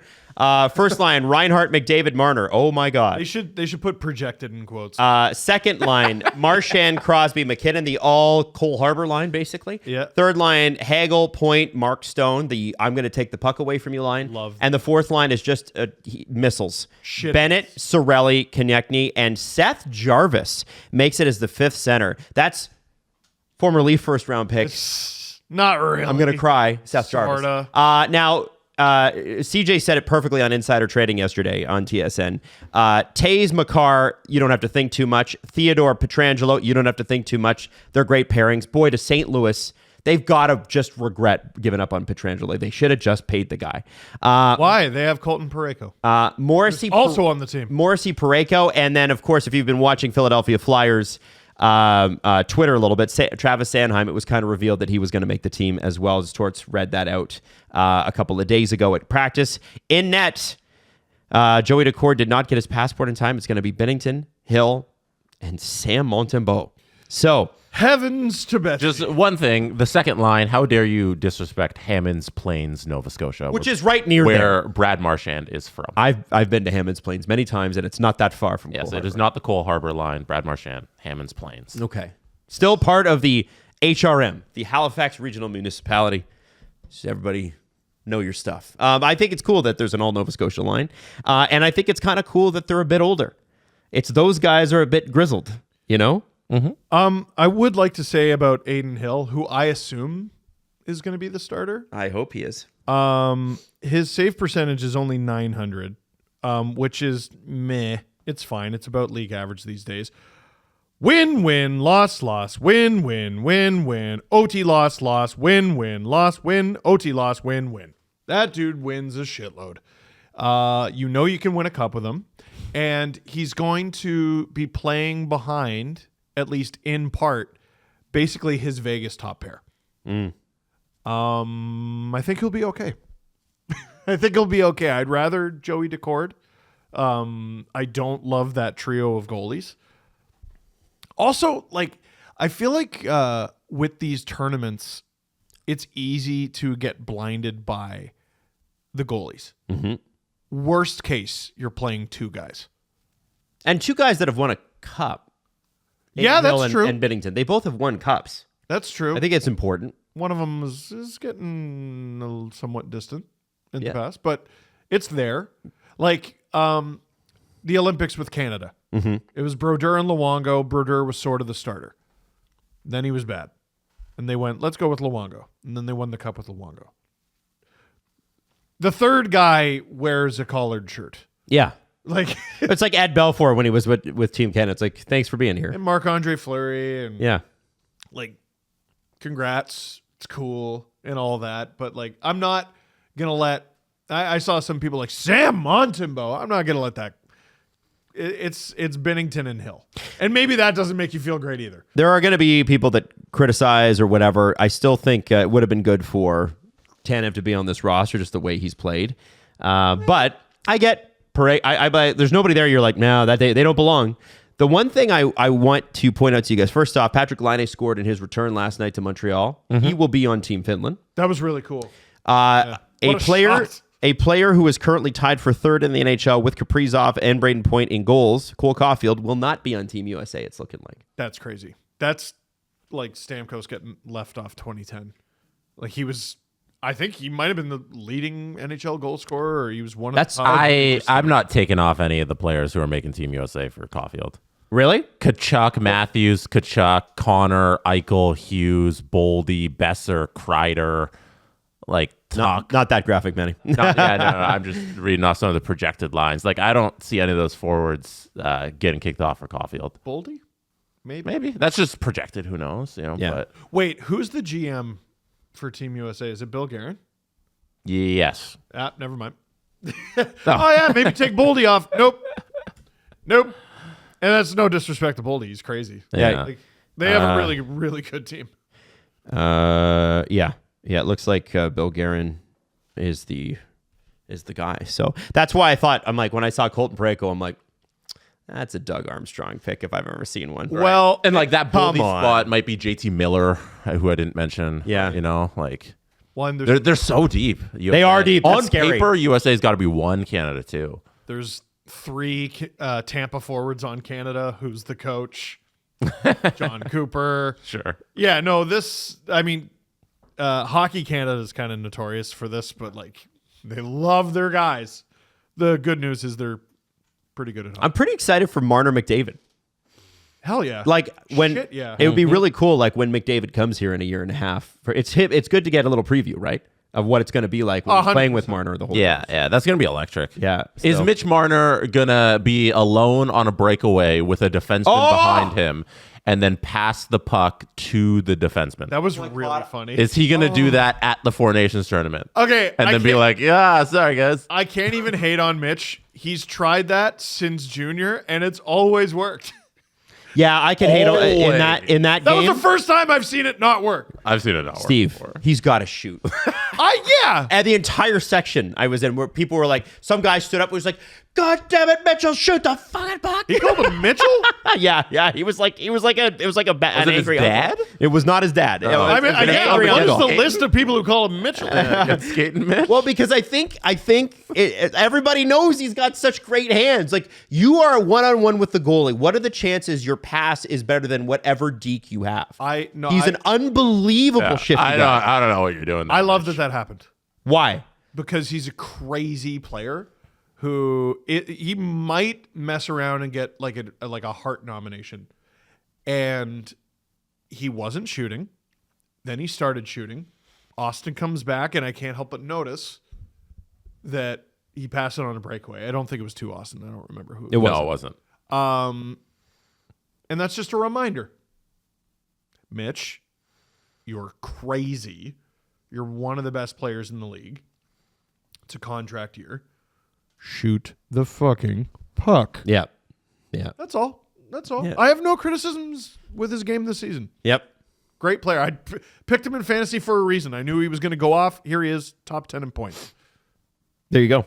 Weird that. So we'll get the full rosters later on today, so that's why you're not going to see like a crazy breakdown. I think Caulfield being left off just with the stats that he's put up is hard, but Jesse makes a good point. When you see who they're bringing, you kind of go... I'd still rather have Chris Kreider over Caulfield. Especially in that role. Yeah. Right? In the role that Kreider will play. Exactly. Yeah. I'd get that. I'd still rather have JT Miller. I'd still rather have Eichel. What else do you want to say to piss off Montreal today, Jesse? The entire Suzuki city. didn't make Team Canada because he's bad. Hold on. Do you want the Habs to take a step and that to be controversial? I still don't understand why I got in trouble for that. I think because they were pretty jacked for the season. Yeah. Yeah. Because they should have been. Why? Because you Because want you them to thought take they a were going to take a step, right? I still don't understand that. No, Suzuki's obviously a great player. Line coming back is huge for them. It was nice to see him get that moment yesterday. Who's the third best team? Finland or Sweden? I'm going to go with Sweden. Sweden's probably deeper. Hedman, Carlson, Forsling, Ekholm, Dahlin, Anderson's pretty damn good. D-core. That's insane. Yeah. OEL in there too. Yeah. Oh my God. Like up front too, they're going to be sick. But then you're like Heiskanen, Ristolainen, Lindell, Mikkola, Hakanpää, Yokiharu. I'm sorry, that's not as good. That's It's not as good. It's not as not good. as good. It's still good, but It's still good. the second name you listed was Ristolainen. Yeah. Let's calm down. Like, Heiskanen, I'm like, no, not the same. Really good. Really good. Really good. Sweden with Philip Gustafsson in net might mess around and win the whole thing. Well, and Philip Gustafsson, I think, is leading the league in GAA and save percentage. He's been Everything. unbelievable. Yeah. Wow. Yeah, he's probably beaten now. Markstrom's probably the backup, right? Yeah. Maybe Markstrom gets the start. It has to be based on your current play. Gustafsson should get the start based on current play. This is a huge thing with these tournaments. Politics plays such a big role. And they so often, at least Canada, Russia's really bad at this too, but they're not in this tournament, is they revert to the veteran, right? Kids be damned. Not that Philip Gustafsson's a kid, but they go to the guy who has greater seniority in the program. Canada does that. Gustafsson doesn't have a good track record playing for Sweden? I'm not saying that. I'm saying the other guy's Markstrom. Right. And he's been starting for them since the World Juniors. Yeah, that's fair. And then that first line for Sweden, like we might see Pedersen, Nylander, Forsberg or something fun, That could be cool. Worth mentioning too, and I forgot to bring this up, Tage Thompson could be left off Team USA as well. Yeah. That's a tricky one. He's just a very good player. Very good player. Is it because he was hurt? Maybe. Because he was hurt. Yeah. Well, I mean, do you want him to play center or wing? I don't care. Because if you want to play center, you're kind of stacked, right? Yeah. the margins are I mean, these are the best players in the world. But Which who means some of the best players in the world are going to get left. who will make it in his place are Trocheck, Kreider, and Brock Nelson. Trocheck makes me raise my eyebrows a bit. Just Especially based on his play this year. Yeah. I love Vinny Trocheck. I think Well, he's a great player. if you stick Eichel in the middle, then they're not really competing for the same spot. Like Eichel's going to be on the team and he might be a winger, but if you're sticking Eichel in the middle and you're going something like Matthews, Eichel, Larkin, you're kind of moving Tage out so if you wanted him stupid. as a center, and then Trocheck or Larkin's going to love this, by the way, because he's going to play on a team and actually have like teammates up to his level. That's going to be crazy for him. Like, imagine he's going to be like, get me out of Detroit now, please. That team is just so depressing, but like he's great. He's electric, man. Yeah, I he's love a really, him. really good player. I would think like a spot like that is kind of Tage's spot, right? If you're thinking about fourth line center or third line, I guess it's Larkin's spot, and you're not bumping Larkin out for Tage. This is such a boring way to think, but like who out of those guys kills penalties? Like I know Matthews does. Does Larkin? Does Eichel? I bet Eichel could. Yo, here's the Well, deal. of course they Tage, could, Tage has 13 goals and 20 points in 20 games. Shit. Like, come on, Vinny Trocheck has 10 points, man. Yeah, there's a good argument for Tage making the team, not like the argument for Caulfield. USA probably has the most stacked roster going, and their best line is going to get like left at home. Yeah. Like Tage Thompson, Cole Caulfield, and like I don't know, maybe JT Miller if he doesn't end up going. Yeah, yeah. Dude, that's a crazy If Miller's line. not there, I totally see Tage can get one of those spots, I think Miller will be there. Yeah, me too. It's so long from now, too. Yeah. Well, he'll be back. He answers your penalty kill question. Oh, yeah. Yeah. Also, with injuries are going to happen. Caulfield probably might be on this team. Like, That's the awkward part in all this is the tournament isn't for A month and a half, 2 months. nearly 2 months. 2 months, yeah. Guys are going to get hurt, and you're only allowed to bring a roster of 23. But you can change the roster up until the day before the tournament. So the day before the tournament, you can make a decision. It's like, oh, Matthew Tkachuk broke his leg. Caulfield, get here, So that's going to be an interesting conversation for a few guys as well. Because if Canada experiences an injury, oh, okay, well, you're not too far away. If Team USA has an injury, okay, well, you're not too far away. If I'm one of the bubble guys on Sweden or Finland, we're taking like almost 2 weeks off. I want to go home. Sure. But like You wouldn't have left yet. do I got to fly from Europe?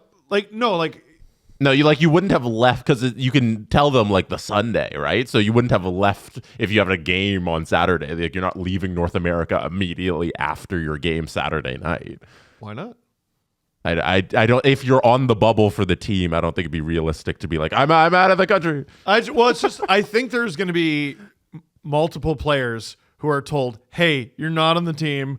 Also, please don't go anywhere fun because we need you." If this tournament included Russia, I could see Ovechkin being like, you know what? I'm a little injured these 2 weeks. I want these 2 weeks off so I can go do what I want and regroup. Like how we skipped the All-Star game last year.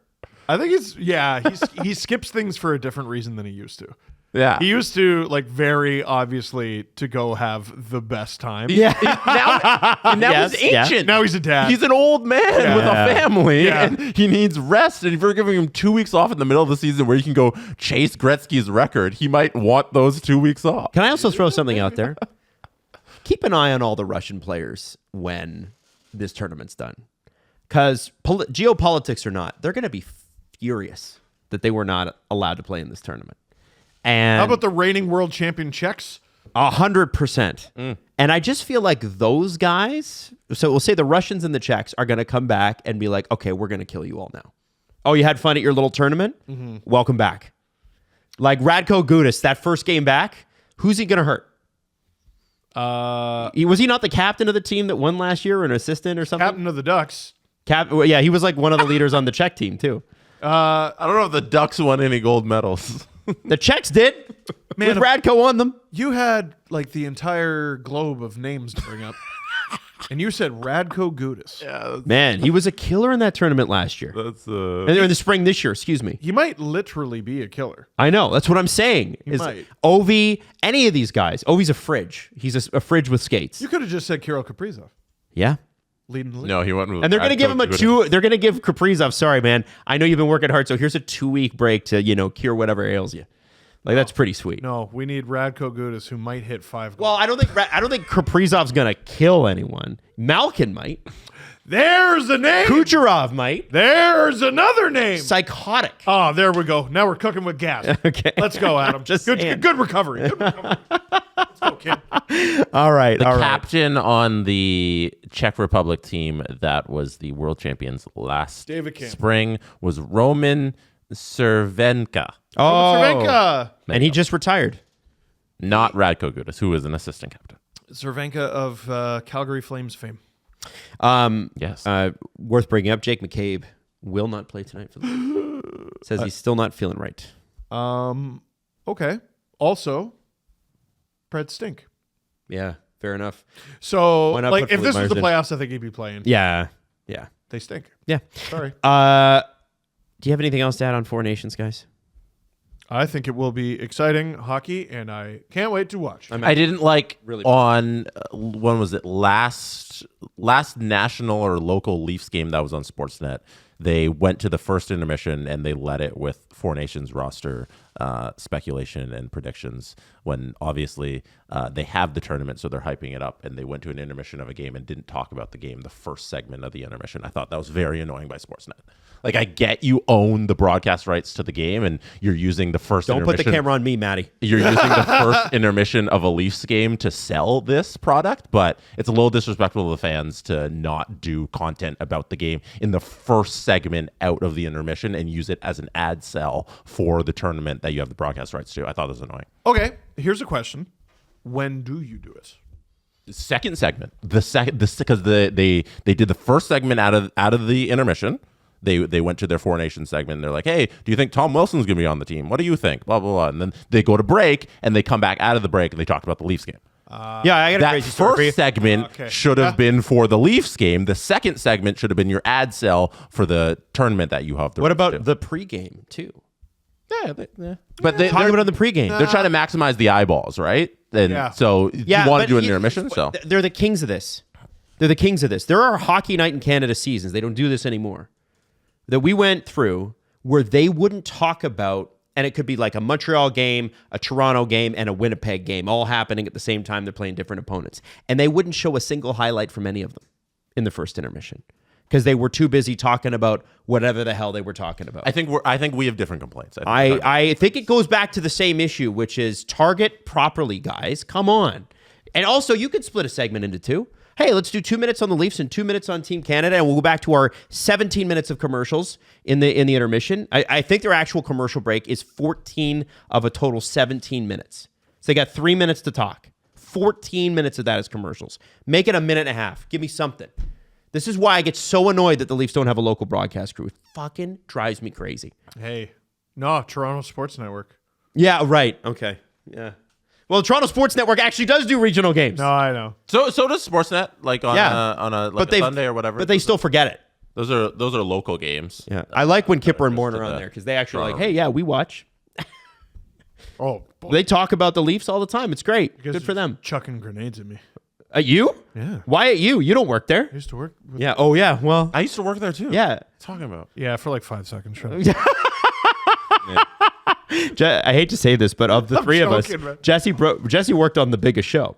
He sure did. and they let him work on like stuff that made it to TV. Right. Rarely. Higher percentage of the time than I. Yeah. Oh. I was an annoying child who had his clips played and then ignored coming out of them. I had a question about the Buffalo Sabres. What do you say, gentlemen, as a team, fans of a team, local enough to Buffalo? Our team is local enough to Buffalo. Sure. That regularly gave up big fat leads. What do you say to the fans who saw a 4-0 lead slip away last night At home. at home? What do you say to them? Because Georgiev was just so bad. And then when that first Tage Thompson goal went in, I was like, hell yeah, baby. My fantasy team is going to the moon. Sucks to suck is what you say to them. It was 4-0. Get good. Boo and hiss.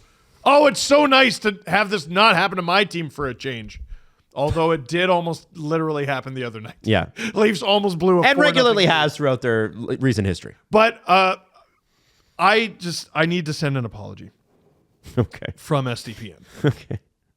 What's the apology? Well, a lot of Sabres fans had the worst night of their lives last night. Why? Well, you might think the Sabres losing a 4-0 lead at home, blowing a 4-0 lead at home to Colorado and losing the game is bad. What if I tell you it gets worse? How could it get worse? Producer Drew was at the game. Oh. And I think anyone sitting within half a mile of him probably had the worst night of their lives. He was miserable last night. He cannot stand Forgiev. That's what he calls him. And sure enough, he allows 4 goals on 8 shots. It's just brutal out there. Drives all the way to Buffalo. They're down 3-0 in 5 minutes. He's pissed. I'm sure the weather was bad. He was there with a couple friends, too. Drew has friends. Which it's the weirdest thing. I know. I don't understand it. And then he was ripping on Sabres fans because 5.5 minutes to go in the game. It's a 1-goal game. They're leaving. Yeah. Dude, And that must have been the worst night of their friggin' lives. they got booed off the ice. Yeah, they should have. They blew a 4-0 lead at home. Like, I don't care if you're in first place. I paid to be in the building tonight, and you humiliated the crest. You wasted my time and money, and I'm going to go home miserable. Thanks for nothing. Boo. I think it's worth mentioning. Last night was a bigger game for Buffalo. And again, it's early in the season to be talking about standings, but it was a bigger game for Buffalo because Buffalo at one point was ahead of the Boston Bruins. Yeah, they played themselves into a very good position early on in the standing. They did. And last night, if they had won that game, which I think it's fair to say they should have, they would be tied with the Tampa Bay Lightning for 4th in the division. Tampa would have the edge because they played 1 less game. But now that loss means that Tampa's played 2 less games and they have 2 more points. And the points percentage is .565 versus .480. Is Boston still ahead of both Tampa and Buffalo? In points percentage, they are not. Oh, okay. But in points, currently real points, yes, 3 points up. Go away! Yeah. The Bruins are still only 5-4-1 in their last 10, but you have to remember Tampa's not 5-3-2 and Buffalo are 4-5-1. Dude. So they're none of them are, taking the world by storm. We're like a Panthers win away from the Leafs being slated to play the Bruins in the playoffs again. Yeah. Fuck off. Good point. Fuck off. Go away. Enough. The Sabres loss, it hit so hard because they went on that like a week and a half ago. They go on the West Coast road trip that all the Eastern Conference teams got to go through. You got to go LA, Anaheim, then San Jose. And they sweep it. Of And it's course. like, holy shit. Yeah. The Sabres, we might have been wrong about the Sabres, and they're looking good.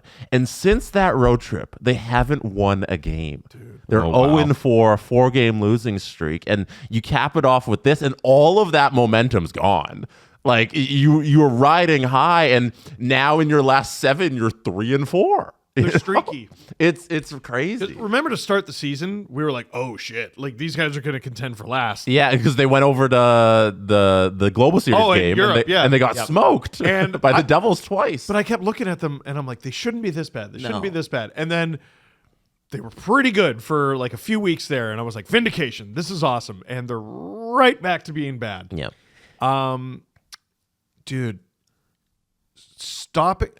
I think we need to reevaluate something that has become a crutch in hockey discourse. Scoring goals is the hardest thing to do. Mm-hmm.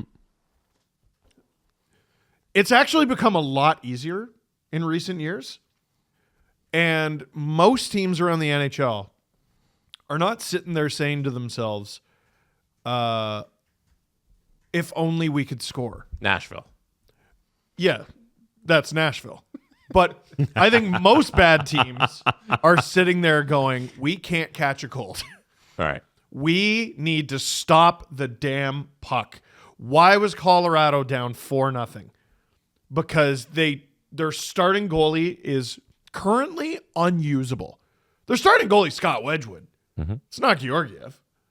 Buffalo can't hold on to a 4-0 lead. Like, you go down the list.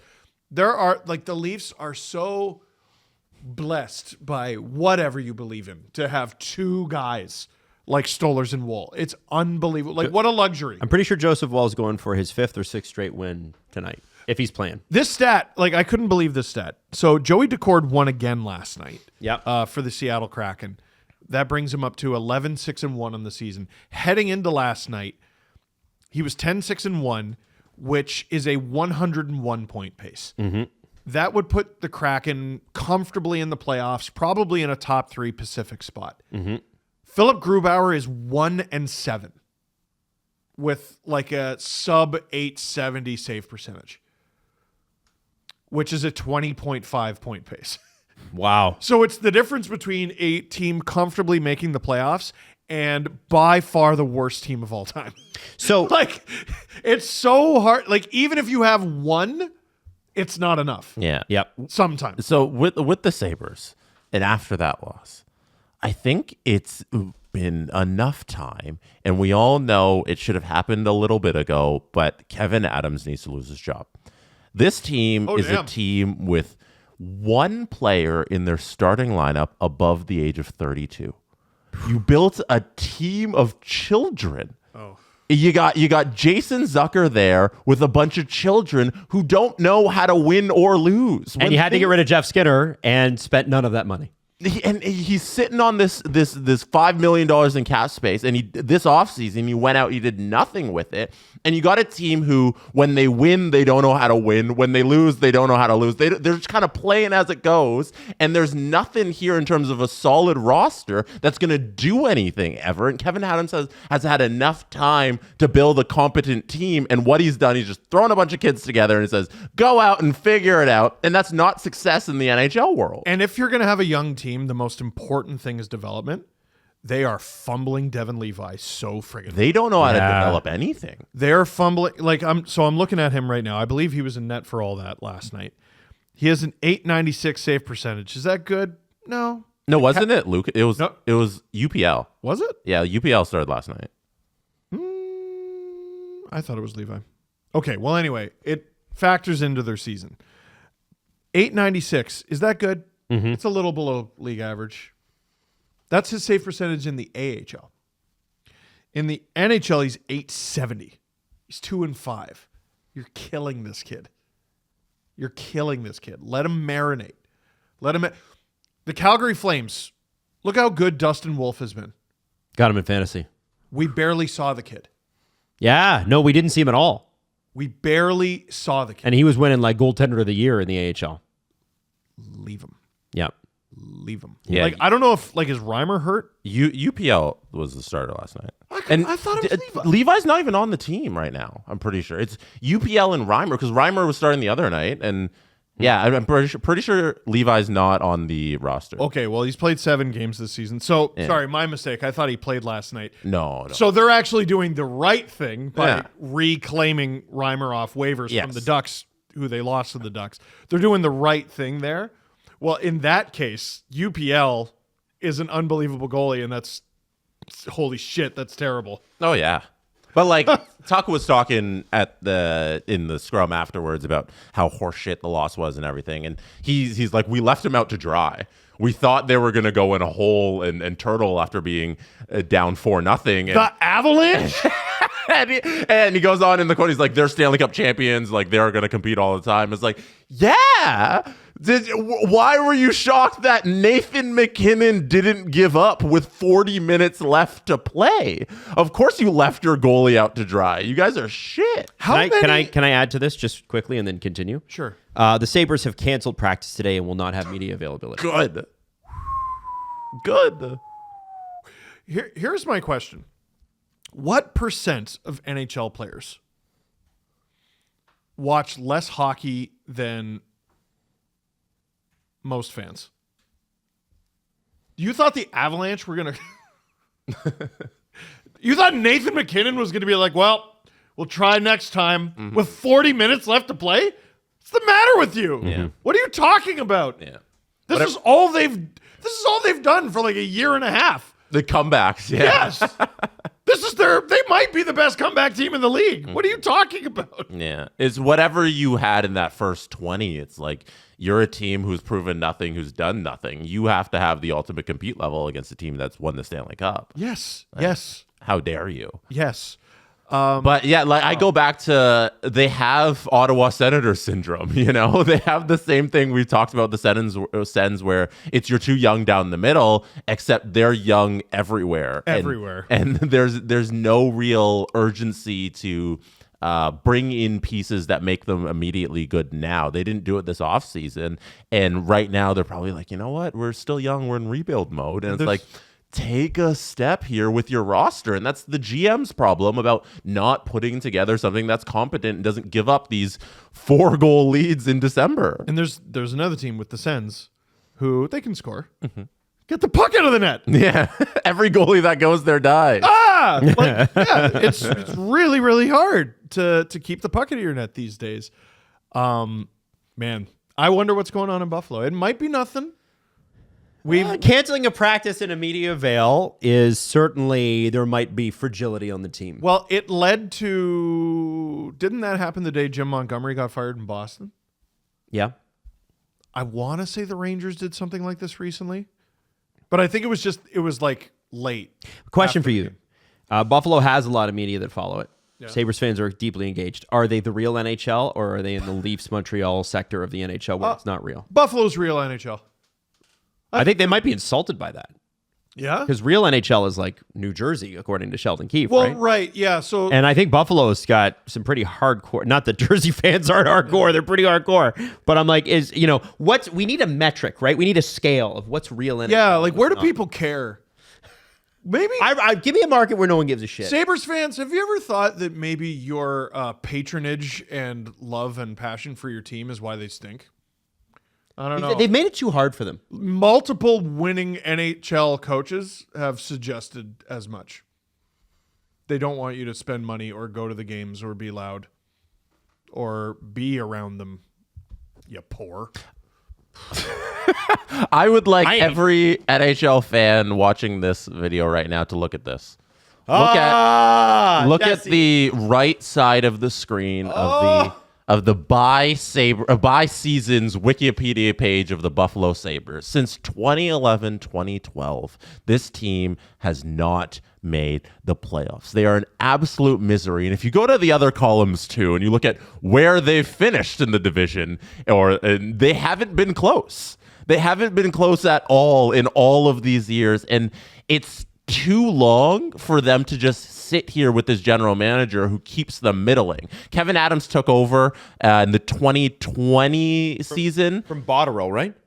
Was it Gaudreau? Because Tim Murray was Dude, they had so much turnover. Tim Murray. So many guys. But yeah. June 2020 is when he took over. And since then, it's been nothing.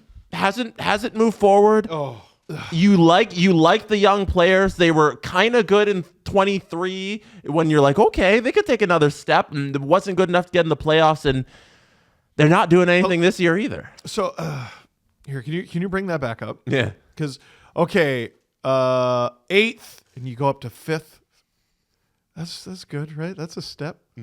40 wins. You cross the 40 win mark for the first time in what looks like it over a decade. Yep. You can't even. Where's the last one? You know? That's a step forward. Last year, okay, they got 3 fewer wins. They finished further back in the standings, but you go from 300 goals against to 244. So you righted the ship in that direction. The problem is you scored 50 fewer goals.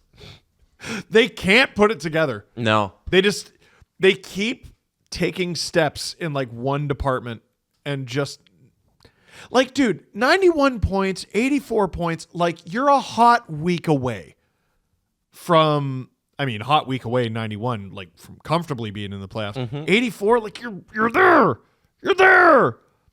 Don't blow it up. Hold on. Hold. I don't know. And, oh, boy. I don't think if your GM sitting there and just like, I'm gonna throw a bunch of 24-year-olds and just put them all together, and eventually they're gonna be good. That's not a good strategy. You do need that. That's how you build a hockey team. But maybe they called people and everybody was like, I don't think so. And that's part of what happens. Like even the Leafs had that problem. Like Brad Richards was like, yeah, no thanks. I don't want to be there. And there was a bunch of other guys that turned the Leafs down back then because they were so dysfunctional and poorly run. Yeah. Why would you commit years of your career? In Brad Richards' case, the best years of his career, well, in theory, I don't think they ended up working out that way. After signing that, he went to the Stanley Cup final. Steven Stamkos, he's coming to the Leafs. He didn't. Goes to multiple Stanley Cup finals and wins a couple. Mm-hmm. I think you if you're going after those vets that you're talking about, Jess, it's like, what kind of vets are you going to get? Are you going to pay Taylor Hall $6 million? He's already done the Buffalo thing, but you're going to go play Foligno $4 million? Like that's what you have to spend to get them to come when your team stinks, unless they're already under contract. I don't think they stink. They're too good. Also, they're not. I'm going to say something here, and it's not going to make me popular with the older Sabres writers. Are we fully convinced Lindy's not past due? They made such a Cito Gaston hire. Yes. Yeah. And I'm like, and the media, some of the older guys in the media, not all the media wanted it. They were like, Lindy's our guy. That's the guy. Yeah. That's the glory days. Lindy's glory days were a quarter century ago. Most and he had Hasek. Like, yeah. He had the best goalie of his generation. Sorry, Brodeur, anybody else. Hasek was the best one. He was stupid. And he had the best goalie of the entire era. In the dead puck era. I would argue it's a very different era. It was possible he was the best goalie ever. I agree with you completely on that.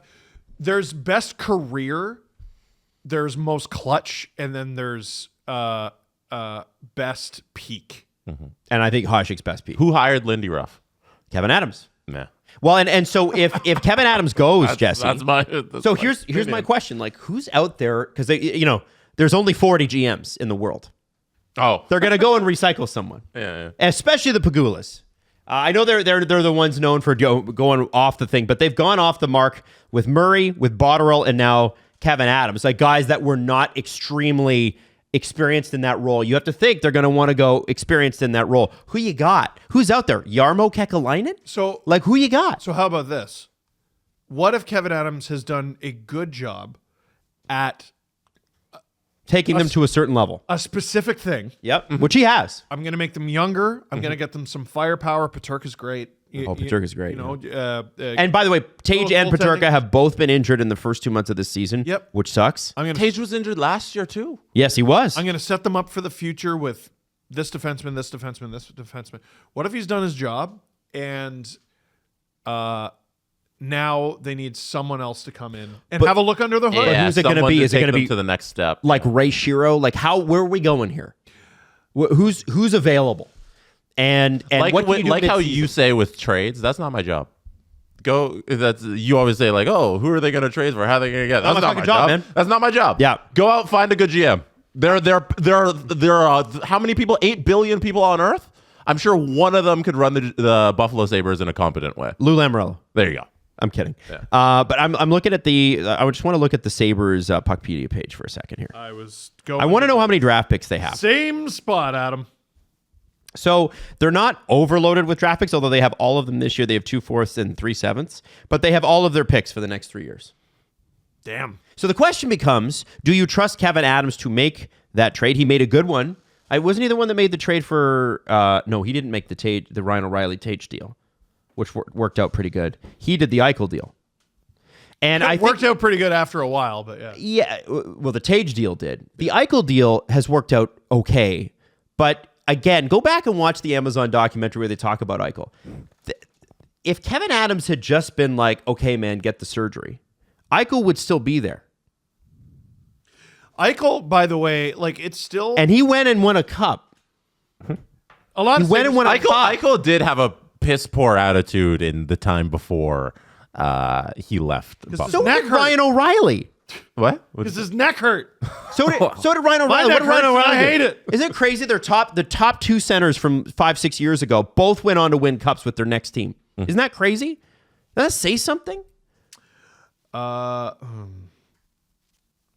don't. And not only cup, one of them got a Conn Smythe too. I don't want to do this. Do it. So the trade was Jack Eichel traded from the Buffalo Sabres with a conditional third-round pick in 2023, who is Matthew Cataford, to Vegas Golden Knights for Peyton Krebs, who has 7 points in 24 games. Cool. Alex Tuck, who's great. Yeah, love Alex. And then 2022 first-round pick Noah Ostlund, who's got a goal in 6 games in the American League. And Riley Height, who was actually doing crazy in the WHL. Oh, and he was a pick of the Minnesota Wild. So, he wasn't even... that's not even who made that trade. The outcome of that trade has not been great. Tuck's good. Yeah, man. I like Eichel's better. Yeah. It's you need to hit on the futures. And, I the crazy part about it is if Eichel is on that team, they're in the playoffs last year. And what did they have with Tage's year? Jesse, can you bring up their Wikipedia page again? Oh, when Tage went off? Yeah. 91 points. They had 9. Tell me Eichel wouldn't have been worth an extra couple of wins there that would have got them across the line. It's a saga that it didn't need to end the way it ended. And Tyler Johnson got that surgery. Who else got that surgery? There's another player. Chelios, I'm pretty sure, got it in retirement. Wasn't he telling us that? At the Easter Seals tournament? Oh, was he? I don't remember. But I mean, retirement's different from playing in the NHL, I guess. Yeah. But put it this way. You never know until it actually happens, and that was the whole sticking point with that surgery is no NHL player had ever got it. He got it, and the Sabres' decision could not have gone worse. Yeah, exactly. For them. Yeah. The 22-23 season, where the Sabres had the 91 points, they finished 1 point out of the playoffs, if you remember that season. That's where the Panthers snuck in at 8th, and they did the thing that the Panthers do that 23 season. And the Leafs could have played the Sabres. Damn. Yeah, just that one. But the Penguins also finished 1 point. And we see how the Penguins have gone. They were on the precipice, and then the next season they weren't as close, obviously, but a large part of it was their good run at the end of the season that got them back into it. But that's very Buffalo Sabres hockey to play really well when you're out of it. Forfeiture of his job should come down to the outcome of the Eichel trade. I know the Sabres fans won't want to hear that, but if you look at how it's played out, general manager's job, fairly or unfairly, is to see into the future. That is the job. The job is to go, this will help us in the future. That's why I'm doing it. Not easy to do. That's why there's only 32 jobs. Forfeiture of your job right there. And, hiring Lindy Ruff, I know that there's a lot of people that have a ton of respect for Lindy Ruff, and I get that. And there were key injuries to the Devils last year that prevented Lindy from being great in that role. But the Devils, even with their injuries last year and their shitty goaltending, should have been better. That's why he's gone. And I think it's not if this happens. This change is going to happen. Keep playing like you are. You're going to be fired. It will be ticking clock on Lindy Ruff at that point. And because just got there. Well, yeah, but the next coach the next GM is going to come in and go, that's not my guy. No, yeah, the next guy has to fire Lindy Ruff. Sabres fans need to pay attention to history. You got to chant fire Lindy so that the team starts playing unreal. And wins the division. Yeah. By the way, that second rounder from the Eichel trade that I was just talking about, and it was like, oh, wait a sec, they didn't even make that pick. They traded it to Minnesota for Jordan Greenway, who's got 3 goals, 3 assists, and 6 points in 16 games this season. Last season, in 67 games, he had 10 goals. 18 assists, 28 points. Wow. Wow. Okay. Well, you know what? Let's do the press conference, shall we? Before you do that, sad it didn't make your show. The New York Rangers broadcast calling Jack Hughes. Did you guys not see that? Oh yes. I'm sorry. I left this out accidentally. We'll play this, and then if it's flagged on YouTube, I'll remove it from the YouTube, but the audio side, I'll at least hear it. There's no way it won't get flagged. We'll see. Because it happened on MSG. I'll probably get flagged, but I'll just play it for the audio side of it. Absolutely ridiculous. And then after, you can summarize it for the YouTube audience. Sure. Let me recap. Stinks in here. Let me recap. With the way that man filled up his diaper. Let me just recap it. So if it gets flagged, essentially Steve Valiquette, who's doing the intermission for the Rangers, said that Former NHL goalie said that Jack Hughes tried to embarrass Igor Shesterkin, and that was wrong because he did a one-handed a deke that went forehand to backhand to one-handed, and it didn't go in. Yeah. But that he tried to embarrass the other team's goalie. And for me, The best goalie in the world. Yeah. For me, A, that's the point. B, this is how pro athletes function. It doesn't make sense, which is why I don't understand why they're on TV all Jack the time. Hughes has swagger. Pro athletes intentionally, we all saw the Michael Jordan documentary, intentionally take things as a slight to get them mad, to get them playing harder. So that doesn't surprise me so much, but that's bad analysis. Yeah. So I understand from a player perspective, former player, whatever. But Jack Eichel's job is to, is New Jersey supposed to take it easy on New York at Madison Square Garden? When they're down? So I think he had a point he was trying to make. No, and he didn't. No. Give me a sec. No, he didn't. He had a point he was trying to make, and he made it so shit. What was the point you were trying He to made make? it so shitty. So what I think he was trying to do. No. Okay. He owned some of this. He focused too much on Jack Hughes. Okay. And making it came off as whiny, and why would he do that?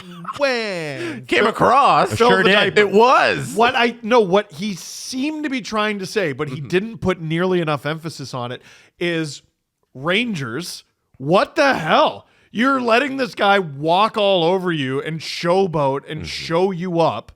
And like he even like mentioned it sort of in passing, like, oh yeah, they didn't even back check, and that allowed them to do it. And I would have, back in my day, Colton Orr, who's super not in the NHL right now, like would have been hanging over the bench saying, I'm gonna get you. Jack Hughes. No, Colton Orr totally just fighting Jack Hughes. Everybody would let that happen. Colton Orr grabbing like 170-pound children like he always did. Like, Yep. what are you talking about? Yeah. You could have easily been like, look at this move. Here's how shitty the Rangers were playing. Like, Jack Hughes is out there to embarrass you, and you should be embarrassed for the effort that there's a Steve Dangle, this team is ruining my life rant in there about the Rangers, and he executed real bad. Yeah, no, I appreciate you trying to give Steve, the other Steve there, some leeway in his explanation. And the reason you were able to break it down like that and the angle you should have taken is because you're good at what you're doing. Well, I'm good at criticizing my shitty team. In that moment, Steve Valiquette, awful. Why are you on TV? It's bad. You're shitting your diaper. Yeah. You're being a giant baby about the Rangers losing. Get off as somebody who can explain it like how you did should be in that position. What the hell was that? Well, I didn't play in the NHL. I didn't have, oh, yeah, so you can never get one of those jobs. I didn't have one of the coolest masks ever. He had a very cool, it was like a Spider-Man mask. I liked it very much. I still remember it. That's how much of a sick puppy I am. I remember Steve Valiquette's mask. But, he was going for something there, and I don't think he was. He executed it really, really He wasn't going for anything. No. He was being a baby. No, he was, I agree, for different reasons than you think. So he was going for, here's what the Rangers were doing, and it was embarrassing that the Rangers were doing it, but he was too mad at Jack Hughes being too much of a baby about what Jack Hughes did to articulate it properly. Yeah, but here's the thing about being on TV is you need to articulate it properly. It's funny how your entire job is talking on TV. Yeah. When you're talking on TV. And this is the first time I've seen Steve Valiquette on TV, but that's not the clip you want going viral, dude. No, that ain't it. What the hell was that? Man, good Steve, player. Good player you're makes really otherworldly trying play. here. I don't know why you're trying so hard. I get why Valiquette feels that way. That's what athletes do. They don't make sense. Tom Brady. Oh, we've gone 16-0, but everybody doubted us. Nobody doubted you, Tom. No, but he needed to feel that way. Can I tell a funny story? I actually have a Steve Valiquette story. So are you buddies with him? Is that why you're defending him so hard? No, he loves you. No, huh? I feel like this is a good story, Jesse. No. I mean it. So I mean, how often have I ever been like, hey, there's an obscure backup from the mid-2000s that I'd like to talk about. So the Leafs played a game against the New York Rangers in like one of my first seasons of LFR. It might have been my first. Okay. And it went to a shootout. Steve Valiquette was the goalie. And Jason Blake, when he was on the Leafs, had a shootout attempt against him. I can't remember what I said. But it wasn't even criticizing Steve Valiquette. I was just like, here's what I saw on that goal or non-goal. I don't even remember if it went in. And someone went into the comment section, like 2007 YouTube comments, the friggin' trenches. And they lit me up like a Christmas tree. And they were so pissed. And you don't know what you're talking about. And you never played the game. And Steve Valiquette's my cousin. Oh, Oh, really? I was like, oh, geez, Steve Valiquette's cousin's really upset with me right now. Fast forward a few months later. Oh, no. And that same person reaches out to me. Oh, buddy, hey. Because they had gotten hired as an intern at the Fan 590 where I was an intern. Really? They were like, hey, we're interns together now. I never ended up seeing them. Unfortunately, because they got the internship and then I think they didn't take it. Oh. But it was so Face-to-face on that would have been cool. awkward. Oh, well, I had to tell a few people. It was like, hey, so this person who sent me all this, we're coworkers. Wow. That's amazing. It was really, really awkward. I love that. Yeah. I love that. Steve Valiquette. There you go. Now listen, I bet he's watching today. And I bet you're going to get a message. And you never broadcasted the game. Watch what you friggin' say to people online. You've never been to the Lexus studio. Yeah, I've learned that lesson the hard way too many times. Watch your mouth. Yeah, Steve Watch your Valiquette's mouth. cousin. Yeah. No apologies Are we for doing a press conference, his performance. No, we're almost 2 hours in. Oh, are we really? Jeez. Okay, Oh, hey, cool. well, we'll see you on Friday. Anything to add? Frontenacs? Frontenac? Kingston Frontenacs on Sunday. Mm-hmm. And Ottawa on Saturday. I'm going to be doing a book signing there. Oh, yeah. Pinecrest. The Steve Dangle Podcast. Follow the guys on Twitter at Steve_Dangle, at Adam WYLDE, and at Jesse Blake. Connection complete.